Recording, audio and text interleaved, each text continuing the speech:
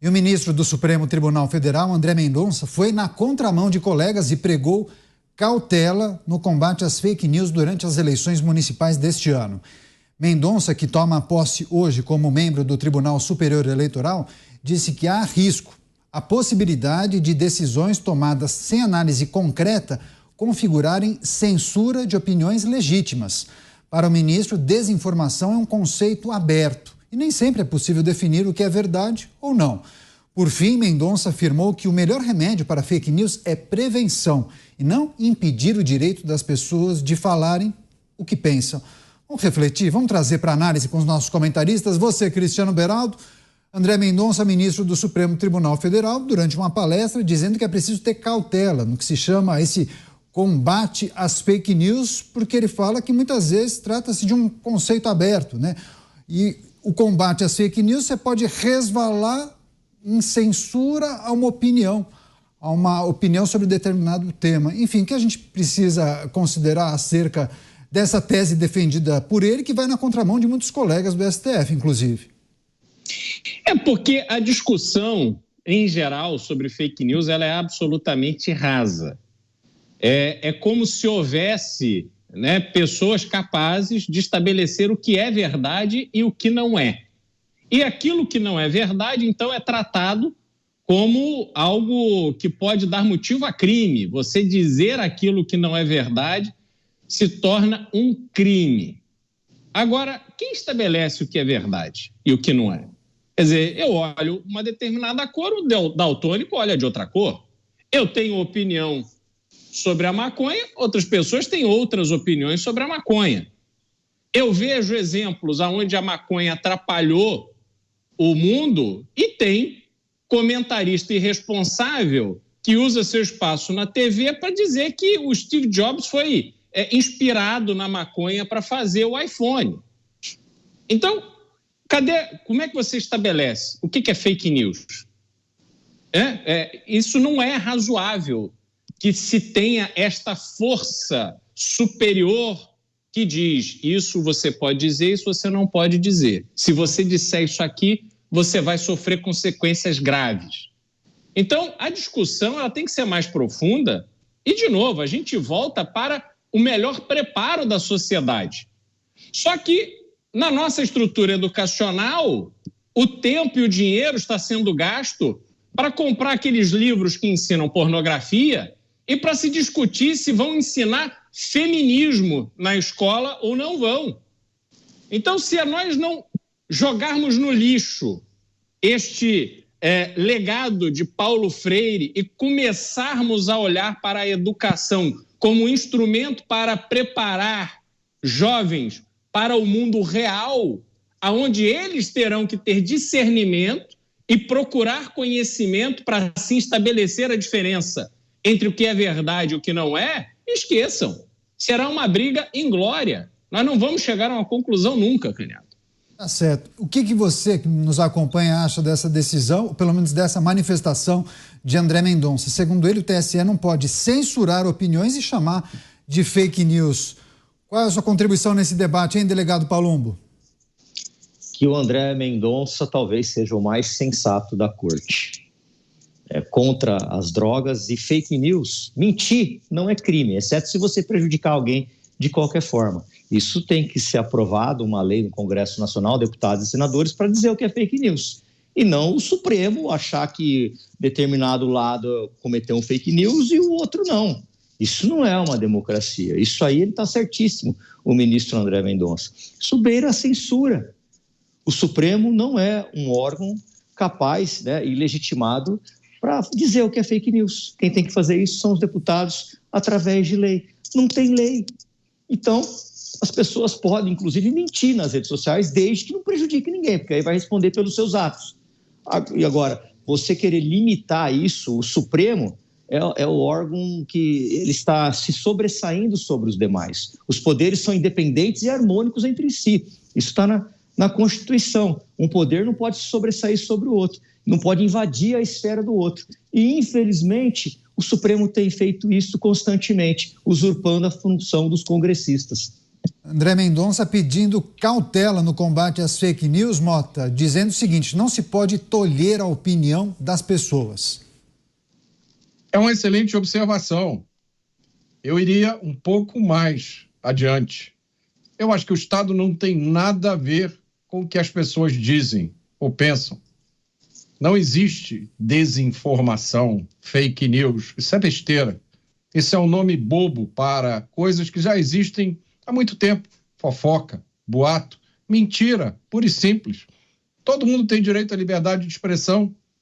Todo mundo tem direito a uma opinião. Todo mundo tem direito de expressar a sua opinião. Se essa opinião caluniar, difamar ou injuriar alguém, o autor da opinião pode ser processado criminalmente. Isso já existe no Brasil há décadas. Se a opinião causar prejuízos a alguém, o autor pode ser processado por danos morais. Isso já existe no Brasil há décadas. Mas, tirando esses casos, a opinião pode e deve ser livre. Essa é a regra nas democracias. Essa é a regra no Estado de Direito. A opinião pode ser tola, desinformada, mal intencionada, inclusive desrespeitosa. A opinião pode ser até ridícula, pode ser absurda. A gente ouve coisas ridículas e absurdas todos os dias. Mas as pessoas têm o direito de dar a sua opinião livremente. E o verdadeiro teste da convicção sobre liberdade é quando você aplica essa regra a opiniões das quais você discorda completamente. Pois é, o Mota trouxe, eu acho que uma reflexão importante sobre algo que sempre existiu na nossa sociedade, né, Cristiano Beraldo? Acho que o que se chama hoje de fake news ou informações imprecisas, poxa, quantas vezes não foram compartilhadas? Fofoca no bairro, telefone sem fio na família, né? A tia conta uma coisa, daí a avó aumenta um pouquinho, a prima faz um ajuste aqui, quando chega na outra parte da família, a informação chega completamente torta. Enfim, coluna de famosos no jornal, principalmente jornal de interior, né? Não dava um nome, mas falava, tal pessoa está namorando um fulano, um cantor famoso, enfim. Quantas vezes a gente não escutou isso? E até as famosas barrigadas do jornalismo, informações erradas que veículos já transmitiram por diversas vezes, enfim. Agora, o nosso arcabouço legal, Cristiano Beraldo, já não contempla os crimes que eventualmente são cometidos nessas situações? Injúria, calúnia, difamação? Claro, tá tudo aí, tanto é que você tem um volume enorme de processos que, né, pessoas movem umas contra as outras quando se sentem atingidas por alguma coisa que foi falado e que ela considera que é uma inverdade, ou que atinge a sua honra, ou que lhe causa algum prejuízo. Né? Não há necessidade de se criar legislação sobre isso. E aí você tem que considerar também, Caniato, que cada um tem uma ótica do mundo. As coisas que acontecem no mundo têm uma determinada interpretação, para mim, com base na minha experiência de vida, nas coisas que eu vivi, as referências que eu criei, os lugares que eu fui, que observei o comportamento das pessoas e por aí vai. Pessoas que têm outra experiência de vida enxergam um mundo diferente. É natural que seja assim. Vejam, as eleições de 2022 mostraram que daquelas pessoas que foram votar, praticamente metade queriam um lado, um candidato que era o antagonista do outro. Percepções absolutamente opostas sobre quem teria condições de dar melhor solução para o Brasil. E eu nem vou entrar no mérito se está certo ou errado, se tem uma fórmula melhor ou pior, ou qual é a minha opinião. Mas o fato é que, para um país que todos nós vivemos, onde todos nós somos vítimas da violência, onde todos nós lutamos para sobreviver, porque não temos condições de prosperar de forma fácil, como deveria ser num país tão rico, metade da população acha que a solução para esses problemas vai para um lado e metade acha que vai para o outro. Como é que você vai dizer? Não, você está acreditando em fake news. Não, isso que ele falou não é verdade. Quem disse que não é? Quem disse que não é? Então, essa discussão toda que é feita com palavras muito rebuscadas, pessoas que dizem que estão defendendo a democracia, que não pode, que é mentira e a fake news, isso e aquilo. Essas pessoas estão simplesmente fazendo uma militância ideológica, porque a posição do ministro André Mendonça é a mais razoável colocada até agora nesse debate. Pois é, agora, olhando para as eleições, delegado Palumbo, André Mendonça assumiu uma cadeira de integrante do Tribunal Superior Eleitoral. Alguns entendem que, muito possivelmente, o tribunal adotará uma postura mais flexível diante dessas sinalizações, inclusive de André Mendonça. Claro, candidatos não podem ser prejudicados porque vão emitir uma opinião e alguém do outro lado achar que é fake news. Nós tivemos aí exemplos na última legislatura, na última campanha, de deputados que foram tirados das redes sociais. Isso é absurdo, é um meio de se comunicar. Aliás, as redes sociais é a extensão do meu mandato. Eu uso as minhas redes sociais para me comunicar com o povo. Mas o que está por trás disso é porque eles querem, de qualquer jeito, censurar as redes sociais. Isso é o princípio da censura. É isso que eles querem. Ninguém fala, aliás, os governadores deveriam fazer isso, em fortalecer as delegacias de crimes virtuais. Porque, como o Mota bem disse, calúnia, difamação, injúria, está tudo tipificado no Código Penal. A ameaça está tipificado no Código Penal. Mas o que acontece é que a gente não tem policiais suficientes em nenhum estado da federação. São Paulo tem uma delegacia só, uma vergonha, com 44 milhões de habitantes. Uma delegacia. Não deve ter 30, 40 policiais lá. Você acha que vai dar conta da demanda? Óbvio que não vai dar conta. Então, eu continuo com o meu pensamento de que o André Mendonça, o ministro André Mendonça, foi o mais sensato, está sendo, no meu ponto de vista, o mais sensato aí de todos da corte. É isso, programa Pingos nos Is, agradecendo muito também a nossa audiência nas emissoras de rádio espalhadas por todo o Brasil, sempre prestigiando o programa Pingos nos Is. Estamos repercutindo uma palestra que foi dada por André Mendonça, em que ele pediu cautela em relação ao que se chama de combate às fake news, justamente para você não cercear o direito à liberdade de expressão das pessoas. Ele falou que combater fake news não pode ser motivo para censurar as pessoas. Seu complemento, Mota? Não é a tarefa do governo combater fake news, não é a tarefa do Estado combater fake news. O Estado deveria gastar o seu tempo combatendo a pobreza, combatendo o crime, combatendo as facções. Tem muita coisa importante para o Estado fazer. O que esse pessoal chama de combate às fake news, eu chamo de tutela da opinião do cidadão. É a vontade de ser babá de cada um de nós. Cada um deve formar a sua opinião livremente, a partir da sua experiência, a partir do seu aprendizado. A gente olha para o ensino brasileiro, já é dominado pela ideologia. A gente olha para a maioria da mídia, nós somos a exceção, mas a maioria parece imprensa oficial. Aí, mesmo assim, o cidadão pensa, reflete, junta as informações e forma a sua opinião independente, e agora ele corre o risco de ser punido por dar a sua opinião. O delegado Palumbo matou a charada. O que está por trás disso é essa ânsia de amordaçar as redes sociais, de acabar com a chance de nós nos manifestarmos, da gente falar uns com os outros através das redes. Vamos fazer um exercício aqui e imaginar como o Brasil ficaria se eles conseguissem o que eles querem. Pois é, agora vou trazer, viu, Beraldo, uma outra fala do ministro. Ele disse: é preciso haver proporcionalidade no combate à desinformação.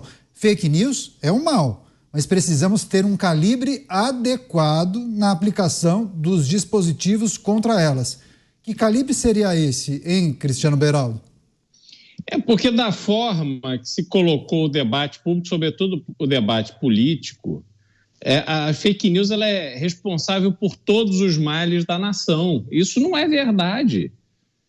Usou-se esse instrumento para perseguir pessoas, vários estão encarcerados ainda, com base nesse tipo de dinâmica de dizer que, olha, você cometeu um crime porque você divulgou uma informação falsa. Agora, esse não é o crime.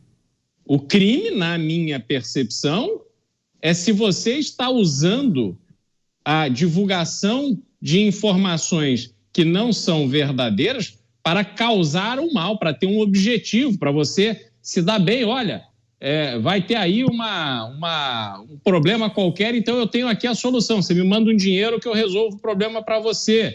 Isso é um golpe, isso é estelionato. Você tem que materializar o uso da divulgação de informações falsas com algum tipo de crime efetivamente que ocorreu. Que você vai dizer assim, não, espalharam notícia falsa e com isso as pessoas votaram diferente. Opa, como é que é?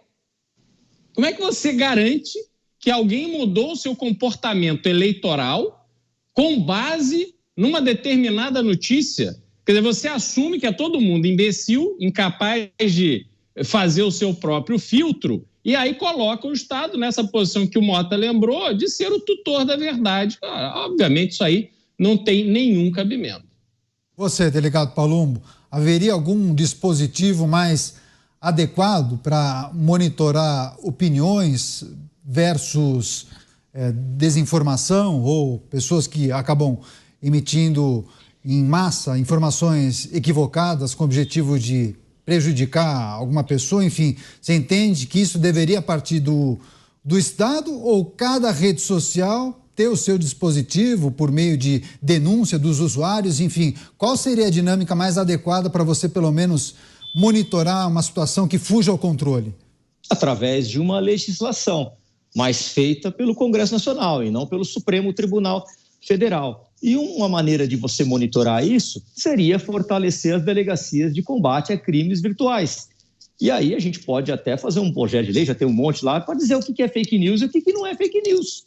E aí as delegacias também vão investigar isso, mas não se tem interesse nenhum. O interessante para eles é censurar. E isso vem sendo aplaudido por um monte de político que se elegeu com aquela política velha, né, com muito dinheiro, com compra de voto, fazendo feudos pelo interior, aqueles deputados que têm os verdadeiros feudos, cidades, mandam milhares de reais para um prefeito, depois o prefeito arruma voto. Eles não querem as redes sociais. Não querem, porque eles não têm nem 20 mil seguidores. Eles não querem. O que eles conseguem fazer com milhares de reais, atingir a população, eu consigo atingir com as minhas redes sociais. Tanto é que eu só fiz campanha na cidade de São Paulo, na cidade de Jaguariúna e Ribeirão Preto. E eu tive voto em 635 cidades. Por quê? Por causa das redes sociais. A grande intenção deles é censurar as redes sociais para que políticos como eu, como o Nicolas, não se reelejam mais. Pois é, algumas pessoas, inclusive, algumas não, várias pessoas aqui se manifestando, entendendo que é justamente esse o X da questão. A necessidade de você diminuir o alcance dessas pessoas, simples mortais que hoje em dia têm voz por meio das redes sociais. Mota, seu complemento, por favor. Esse combate a fake news, primeiro, como eu já falei aqui, é um absurdo moral. Isso não é função do Estado. Vamos voltar para a escola, vamos estudar o que é o Estado, vamos ler a Constituição. Agora, inclusive, tem um aspecto patético disso, que são os veículos de mídia que imploram por isso. Há muitos veículos de mídia que pedem essa censura, porque eu não sei qual o raciocínio que eles usam, eles acham que isso não vai ser um dia usado contra eles. O segundo aspecto disso é que esse combate é um mar de hipocrisia. Ele só vale para um lado. Ele só vale contra os políticos que não são de esquerda. Porque a turma do amor pode dizer o que quiser. Pode usar ofensa homofóbica, pode combinar rachadinha de viva voz, pode até pedir voto em evento fora da época certa, que nada, absolutamente nada acontece. Você, Beraldo, quer fechar? Não, a gente tem uma dinâmica hoje de compartilhamento de informações e de opiniões que, claro, precisa de filtro. Quantas e quantas coisas absurdas. Meu pai me mandava, eu falava, pai, pelo amor de Deus, isso aí não faz nenhum sentido. Veja aí quem mandou, qual é a fonte e tal. Ia fazendo esse exercício. Ele, no auge dos seus 80 anos, o WhatsApp era uma novidade para ele, mostrando para ele, que era uma pessoa esclarecida, que não era porque chegou pelo WhatsApp, aquela maravilha né, de telefone celular e tal, que, enfim, a maior parte da vida dele passou longe disso, que é só porque chegou ali que não era verdade. Tá? E você tem que fazer esse exercício para as pessoas irem criando um senso crítico. Agora, você não pode punir opinião. Eu tenho opiniões sobre fatos da história do Brasil, por exemplo, que se contrastam à opinião de muitas pessoas. E nós podemos debater aqui. E a menos que me venham com argumentos muito sólidos, eu não vou mudar a minha forma de enxergar. Então, eu acho que João Goulart foi um covarde, fujão e abandonou a presidência da República. E tem gente que bate no peito, o golpe, que golpe é esse? Que não havia uma resistência do presidente da República, que não houve um tiro disparado, isso não é golpe, pô. A gente escutou isso na saída da Dilma, a gente escutou quantas vezes? Né? Exatamente. Então, eu vou falar isso e aí vai ter gente dizer, tá espalhando fake news, o João Goulart era o máximo, a Dilma é uma injustiçada. Para a opinião deles, a minha é diferente. E onde é que está o crime em eu expressar a minha opinião? Então, essa é a realidade que a gente está vivendo e as pessoas vão deturpando para que prevaleça a versão dela das coisas. E não pode ser assim. Delegado Palumbo, também formado em Direito. Delegado Palumbo, esse levantamento do Beraldo eu acho que é importante, porque qualquer coisa que a gente trate aqui, qualquer evento, qualquer situação, qualquer debate que a gente faça, sempre vai ter o contraditório e é preciso respeitar. No caso do impeachment de Dilma Rousseff, pois bem, seguiu o rito legal e grande parte das pessoas entende que foi algo que seguiu rigorosamente a legislação brasileira. Alguns entendem que houve um erro por parte de Ricardo Lewandowski, mas há uma parte dos militantes progressistas que defendem a tese de golpe, que seria uma armação, um conchavo feito com o Congresso Nacional. Ok, esse debate. Agora, se eu pegar o que eu estou vendo agora, se eu disser para o Mota, você é careca, e ele disser para mim, não, eu não sou porque eu tenho alguns cabelos aqui na lateral. Você compreende até isso, que é algo muito simples, pode ser debatido, né, delegado Palumbo? Exatamente. Vou citar outro exemplo. 8 de janeiro. Eu tenho a minha opinião formada. Para mim não foi tentativa de golpe, mas para alguns foi. Então, o que isso quer dizer? Se eu ficar colocando nas minhas redes sociais 8 de janeiro não foi golpe, 8 de janeiro não foi golpe, eles vão me censurar, vão banir minha rede social, vai acabar com todas as minhas redes sociais. Então, a gente tem que tomar cautela mesmo. Nós temos que ficar observando o que a sociedade quer. E eu tenho certeza que a maioria da população não quer a censura nas redes sociais. Nesse último projeto, que eu chamo de Projeto da Vida, PL 1904, um monte de esquerdista começou a proferir um fake news sem parar, dizendo que a gente queria punir a criança, queria punir a mulher. Mentira! Mas eu não acho que eles têm que ser penalizados por isso. Eu acho que nós estamos numa democracia. Fala o que quer, não está prejudicando ninguém. Se a pessoa quiser acreditar, como o Beraldo falou, o pai dele com 80 anos faz o exercício de saber o que é verdade e o que não é. Aí vai de cada pessoa. E não vir um tribunal e falar, isso pode, aquilo não pode. Porque senão a gente não precisa do Congresso Nacional, não precisa de presidente, não precisa de prefeito, não precisa de nada. Precisa só do Supremo Tribunal Federal. Mota, é uma linha muito tênue, né, em você tentar identificar e dizer o que não é verdade ou acabar resvalando naquilo que é a opinião do indivíduo, né? É e não é, Caniato. Eu acho que, como eu disse aqui, isso não é assunto para o Estado. Isso não deveria ser ocupação de ninguém que trabalha para o Estado. Isso é ocupação nossa. Nós podemos aqui debater. Eu adoraria discutir aqui. 1964 foi golpe ou contragolpe? E a Inconfidência Mineira? Foi o quê? Uma tentativa de golpe? Será? E a Revolução de 1930? Tão saudada Revolução. Por que chama de Revolução? Por que não chamam de golpe de Estado? Ora, porque o pessoal que ganhou é que escreveu a história. Então, eles não iam chamar de golpe. Tá? E a Revolução Constitucionalista de 1932? O que é que ela representou? Eu acho que foi o levante. São Paulo se levantou contra um ditador. Tem gente que diz que não, que São Paulo queria se separar do país. Os fatos estão aí. É preciso estudar os fatos, é preciso entender o que aconteceu e formar a sua própria opinião. Não cabe ao Estado decretar a versão oficial e, se você discordar dessa versão oficial, o céu cai sobre você. Isso aí é o livro 1984 do George Orwell, onde existia o Ministério da Verdade. O personagem principal do livro é um sujeito que é servidor público e ele ganha vida reescrevendo as notícias antigas para adequar essas notícias ao atual clima político. Parece o que faz uma boa parte da nossa mídia. Pois é, mesmo porque, né, Cristiano Beraldo, de certa maneira a história já foi reescrita. Não é incomum, o delegado Palumbo sabe disso, câmaras municipais que acabam alterando os nomes de ruas e avenidas e de equipamentos públicos daqueles que têm algum tipo de ligação com o regime militar.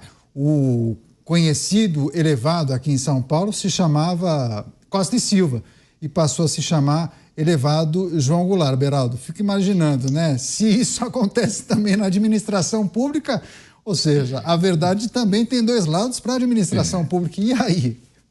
Em Brasília também teve a mudança do nome de uma ponte, que, se não me engano, era Costa e Silva também. Quer dizer, esse sentimento de revanche que aqueles que assumem o poder vão exercendo. E aí o que vai acontecer é que depois eles vão sair do poder, aí outro grupo assume com uma visão oposta e retorna aquilo que era, que deveria ter sido. E a gente fica perdendo tempo nesse tipo de disputa. E por que isso acontece? Porque há uma plena incapacidade de olhar para frente. Como eles não têm competência para olhar para frente, propor soluções e guiar o país por um caminho de prosperidade e avanço, eles ficam olhando para trás, jogando a nossa atenção para aquilo que foi. Você citou do erro cometido no processo de Dilma Rousseff. O único erro no processo de impeachment de Dilma Rousseff foi ter mantido os direitos políticos dela, porque a lei não prevê isso. Como é que pode um processo liderado por um ministro da Suprema Corte Brasileira simplesmente não observar o que está de forma clara escrita na lei? Então que se indenize Fernando Collor de Mello, porque ele perdeu os seus direitos políticos. E tantos outros que foram não presidentes, mas governadores, que sofreram processo de impeachment, também perderam. Por que só ela não perdeu, né? Então, assim, essas coisas todas que vão acontecendo, é preciso entender que compõem a história do Brasil. As coisas aconteceram assim, que se aceite e olhe para frente. Se não foi feito da forma adequada, que se faça melhor no futuro, mas não fique jogando essa constante cortina de fumaça, que a partir de hoje é fumaça de maconha, para poder tirar o foco do que é realmente relevante. A mensagem do Ricardo Sampaio dizendo, claro, fazendo uma brincadeira aqui, dizendo que o Brasil vai ter o dicionário da verdade com as perspectivas do que é fato ou fake, mas isso em quadriênios.